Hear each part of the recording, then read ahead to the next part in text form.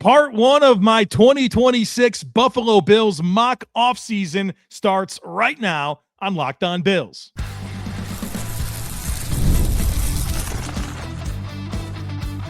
You are Locked On Bills, your daily Buffalo Bills podcast.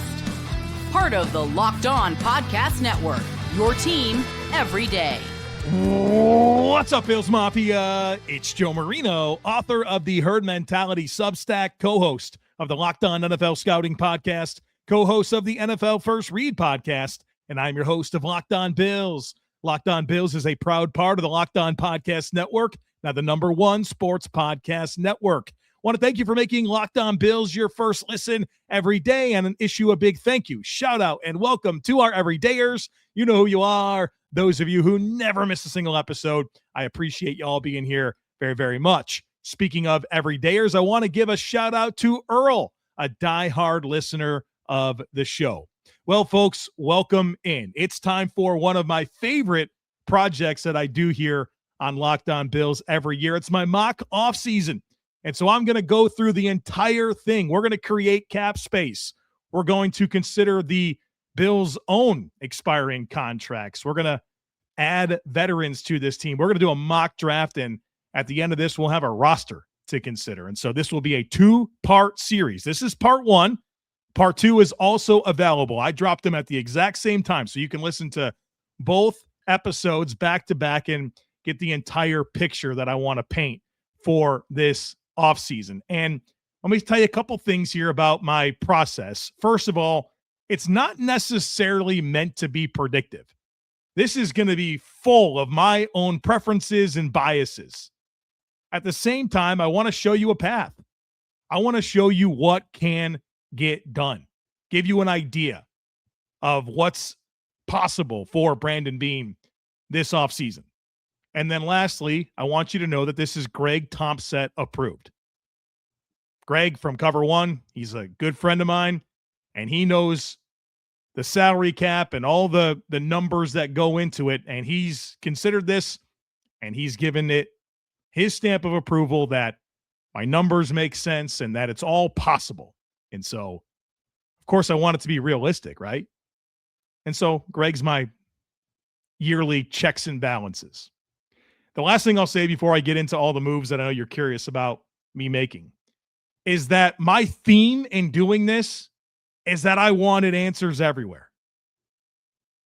We've went through the last several weeks and talked about needs, and we've talked about options to fill those needs. And the reality is this is an offseason that the Bills enter with a lot to figure out. And I want answers everywhere. At receiver, center, guard, defensive line, edge, linebacker, safety, corner depth. Got some special team stuff to figure out with a punt returner. We got a lot to do. And that was my main objective. I didn't really want to go into this thinking, well, we're going to have to get by. No, I wanted answers. And so I did my best to put that together. All right, step one here, folks, is creating cap space. According to overthecap.com, the Bills are currently $8.3 million over the cap. So we have got to create cap space in order for me to address all these things I said I wanted to address. Let me also say this. This does include the DJ Moore trade. And so I went through this whole process, and I didn't have the DJ Moore trade. Then the DJ Moore trade happens, and we had to go back to the drawing board. But this does factor in the DJ Moore acquisition. All right, so we got to create cap space. We're over by $8.3 million. Here's what we're going to do. We're going to release a couple of players. Taylor Rapp, Curtis Samuel, very obvious those players should be released. You can't count on Curtis Samuel, and the regression from Taylor Rapp was significant. You have a new defense with new coaching. Move on. Move on. Don't bring him back out there and see what he's got. Just move on. Releasing Taylor Rapp creates $3.1 million in cap space. Releasing Curtis Samuel creates $6.1 million in cap space. So $9.2 million right there. Now, there's more to do. We have to restructure some contracts. And so when you restructure contracts, you are basically pushing money to future years. You're reducing their cap year this year, and you're pushing money into future years, converting it to a salary. You're taking base salary, you're converting it to a signing bonus, spreading it out. And so you want to do that with players that you know are going to be around, right? That's the whole thing. You don't do it for players that you're questionable about. Josh Palmer, the Bills could restructure him and get like $5 million. You're not going to do that, right? So there are some players I feel comfortable doing this with. First of all, Josh Allen. He's going to be around, right? You restructure Josh Allen, it gets you $12.6 million.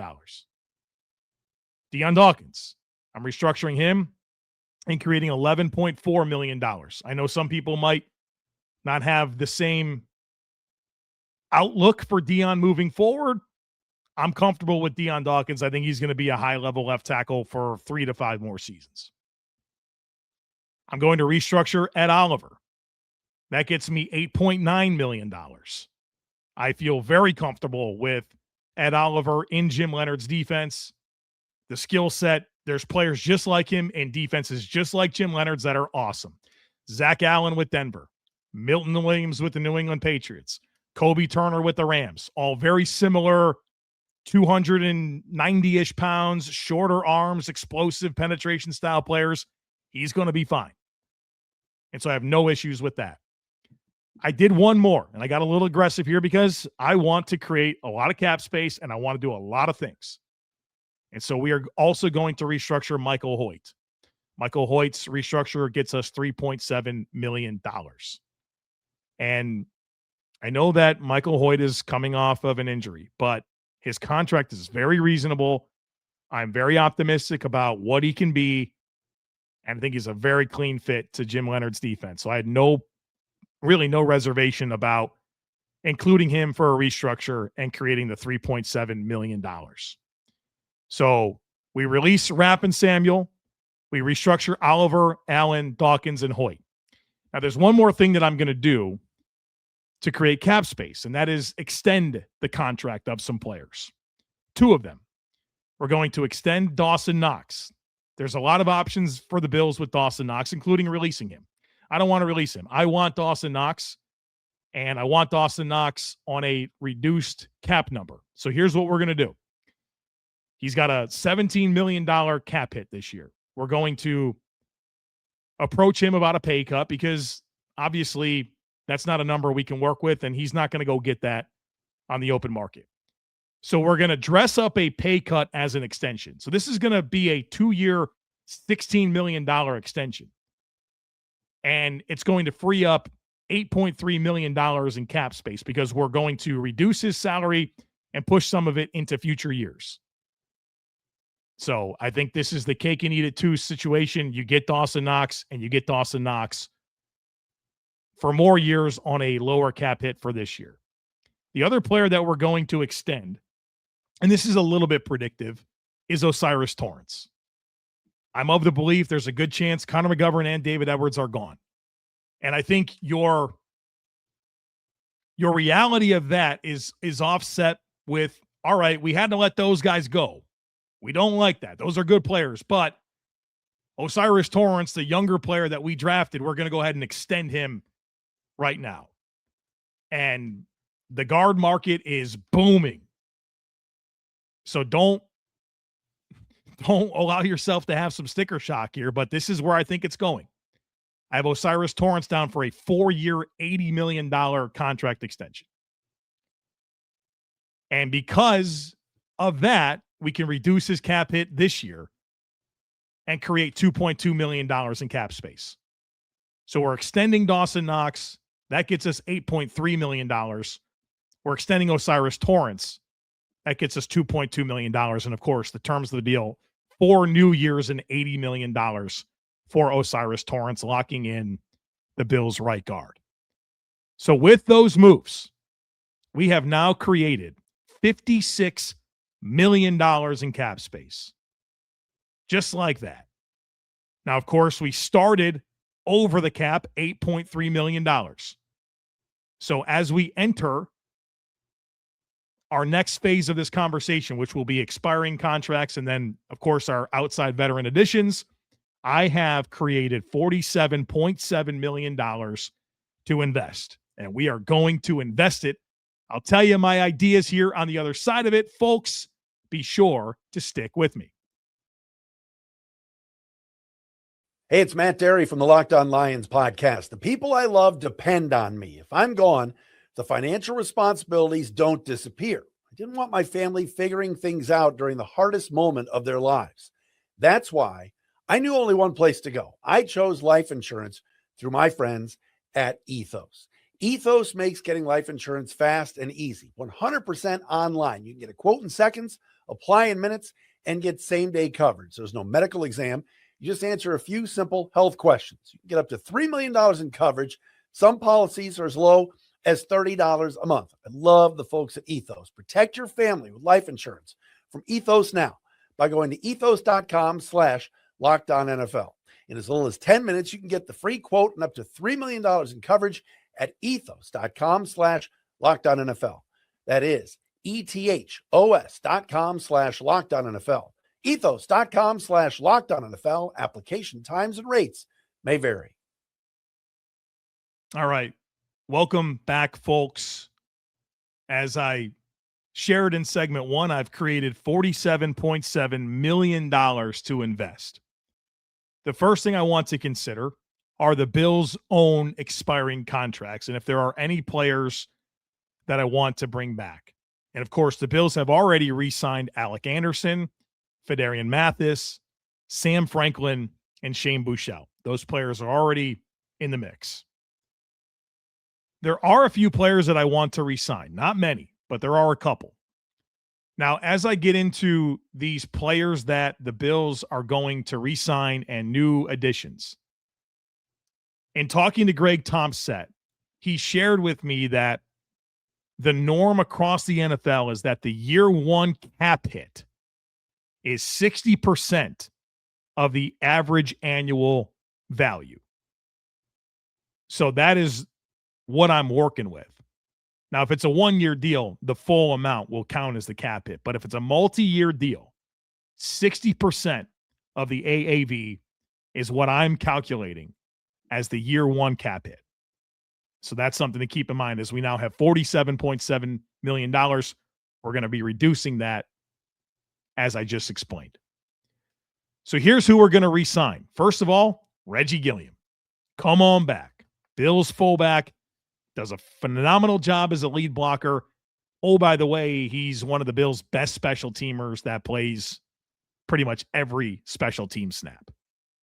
We're bringing him back on a 2-year, $6 million deal. So Reggie Gilliam back in the mix. We are not worried about fullbacks. The other player that we're going to re-sign is Mitchell Trubisky. We're going to bring him back on a 2-year, $7 million contract. He's 31 years old. I think he's quite content being Josh Allen's backup quarterback. And I want to go ahead and get that solidified and not have to come up with a different plan. I think the familiarity, the continuity, the relationship, it just makes sense. I don't want to mess with it.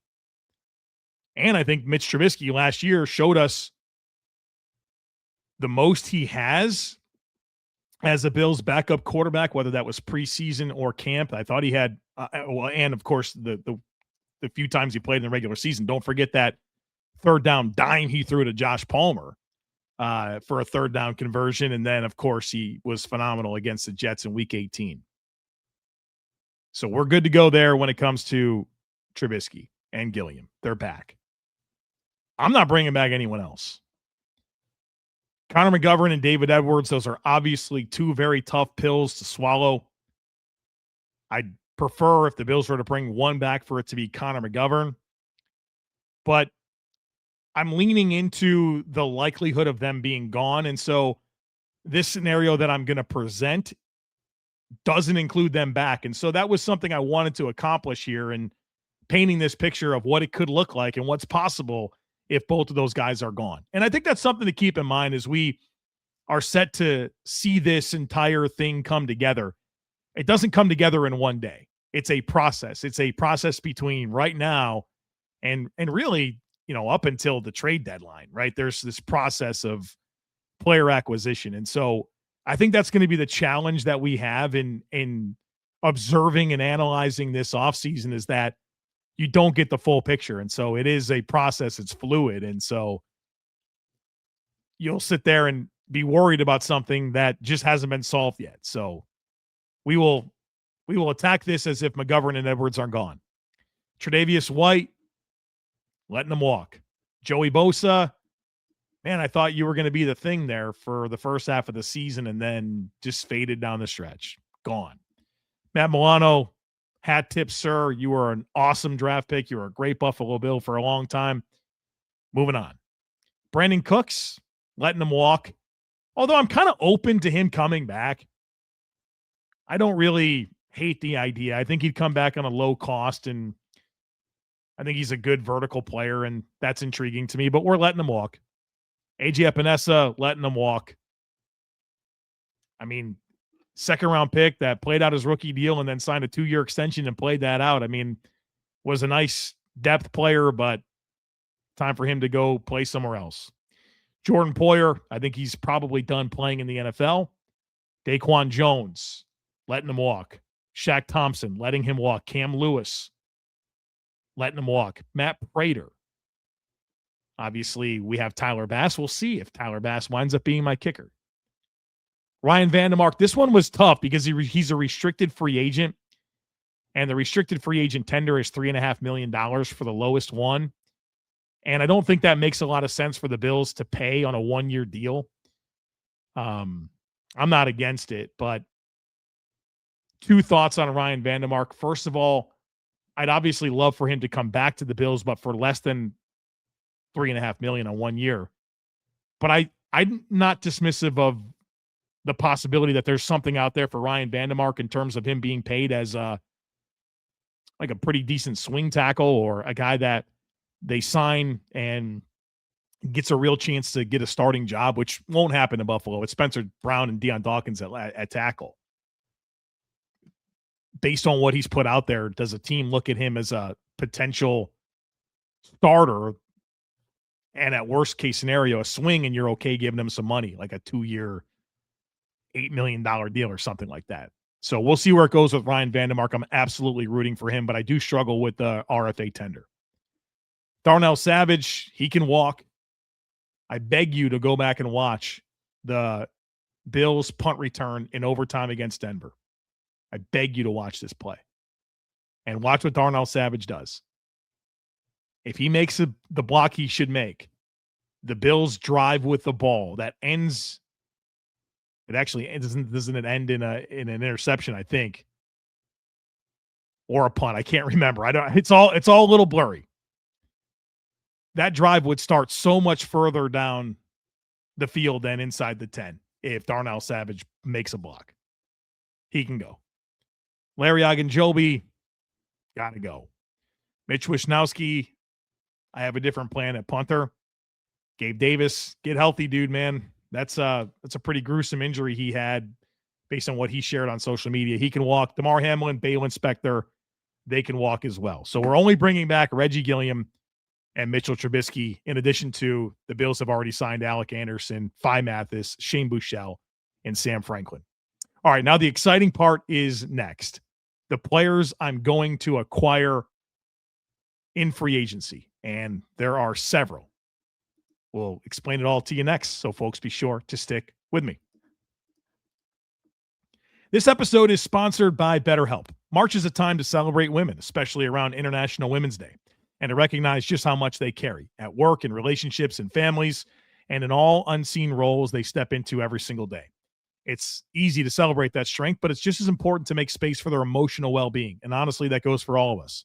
I think about my wife and how much she pours into our family and home, and how hard she works to meet the needs of so many things in our home. The roles we play, the expectations we carry, the pressures we don't always talk about. Therapy can help with all of it, creating balance, setting healthy boundaries, and supporting your overall well-being. With over 30,000 licensed therapists and more than 6 million people served worldwide, BetterHelp is the world's largest online therapy platform, and it works. All you do is fill out a brief questionnaire that'll get you matched with a licensed therapist, and if it's not the right fit, you can switch at any time. Your emotional well-being matters. Find support and feel lighter in therapy. Sign up and get 10% off at betterhelp.com/lockedon.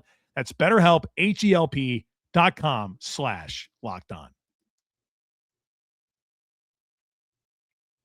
All right, folks, welcome back.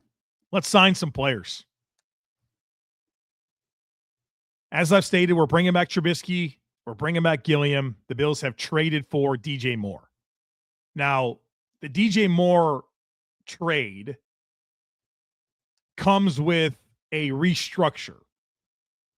And so his year one cap hit is $6.7 million.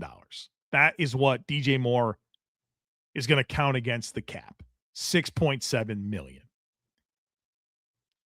Now, beyond DJ Moore, this is what I have cooked up. We obviously need some help on the offensive line with Edwards and McGovern gone. So we're going to sign Ryan Bates. Ryan Bates, of course, was with the Bills. He spent the last few years with Chicago. I want to bring him back. And this is my competition for Cedric Van Prank Ranger. You have an open competition. Whoever the better player is wins it. And what I like about this is it's not a foreign player, right? This is a player that has good relationship with Josh Allen, has been Josh Allen's center, and he's versatile. You feel comfortable with him playing multiple spots on the interior. And heck, I mean, this guy was a tackle in college. If it really had to be done, he might be able to play a little tackle for you. But Ryan Bates comes in as our competition for Cedric Van Prank Ranger. Now we need a guard, a starting guard. And Alec Anderson will be part of the mix in terms of competing, but we are signing Wyatt Teller. We're bringing back Wyatt Teller to be our guard. And we're going to sign him to a 2-year, $14 million deal. So the Ryan Bates deal was 1 year, $2 million. So that'll be $2 million against the cap. Wyatt Teller at 2 years, $14 million. That'll count $4 million in year one against the salary cap. So we have Wyatt Teller at guard next to Dion Dawkins with a competition between Ryan Bates, Cedric Van Prank Ranger, and I mean, really Alec Anderson as well for the center job. And we do a good job of getting some familiarity. We get answers. We get depth. That's my plan in free agency for the offensive line. And maybe we'll do more in the draft. You'll have to wait and find out. Now we need some help on defense, and we need some help on this defensive line with some players that will help implement this Jim Leonhard defense. We got to get a nose tackle, right? We need a true A-gap defender, space eater, big body, anchor, not going to get moved. We're signing Khyiris Tonga, who spent last year with the New England Patriots. 2 years, $10 million. His year one cap hit is $3 million. That is going to be our answer.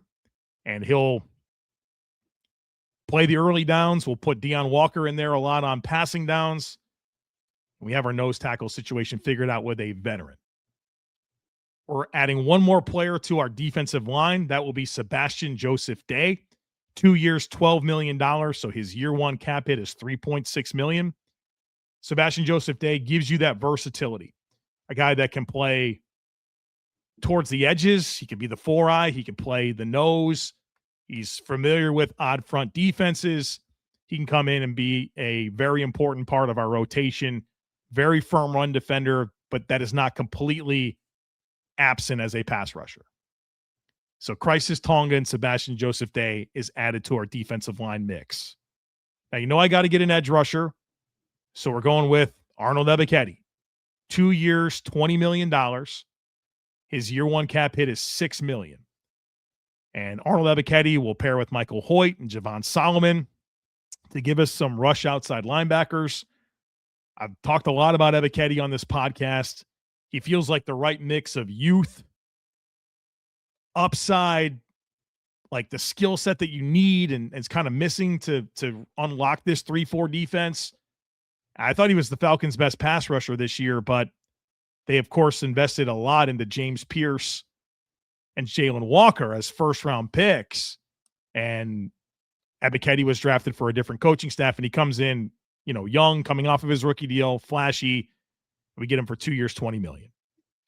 You know I got to find some help at linebacker. So we're signing Leo Chenal from the Chiefs, who of course, was with Jim Leonhard for his entire career in college, was outstanding, has been a good player for the Kansas City Chiefs, but kind of their third linebacker. They have Nick Bolton and Drew Tranquill. He's the third guy.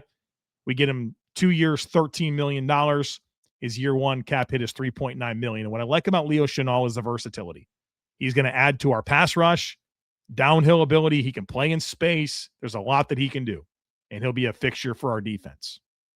Now we need some help at safety. My guy here is Dane Belton from the Giants, another player that is a little bit like Leo Chenal in that he's kind of been the third safety, has started a lot of games, has been productive. He's athletic. He's young. He's physical. He's versatile. This is our guy that we're signing to come in and play alongside Cole Bishop and give us a pair of playmaking safeties.